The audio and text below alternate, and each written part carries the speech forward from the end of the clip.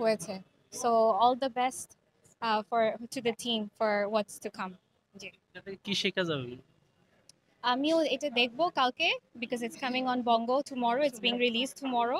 So I am sure there is something to learn. আমাদের দেশের এখানে যেহেতু ক্রিয়েটিভ ট্যালেন্ট আছে, অবশ্যই একটা মোরাল থাকবে স্টোরি। সো কালকে দেখতে পারলে বলতে পারবো আরো। সিনেমা দেখা হয়?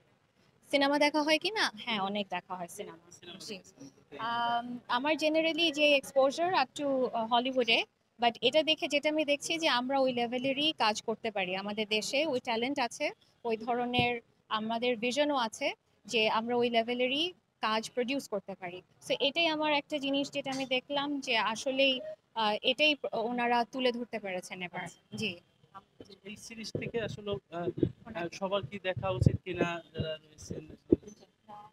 আসলে এই সিরিজটা যেটা আমরা দেখেছি, এটা দেখে মনে হচ্ছে যে আসলে এটা অনেক সুন্দর এবং অনেক একটু ডিফারেন্ট টাইপের। কারণ কি এই টাইপের যদি সিরিজ থাকে, এই টাইপের যদি মুভি বলেন, এই টাইপের যেমন আমি দেখেছি লাস্ট আমার একটা মুভি দেখা হয়েছে, এই টাইপের মুভিগুলা না আমাদের দর্শকদেরকে যারা অলরেডি ছিটকে পড়েছে এই মুভি দেখা থেকে, বাংলাদেশে এই ধরনের প্ল্যাটফর্ম দেখা থেকে, তারা কিন্তু আকৃষ্ট হবে।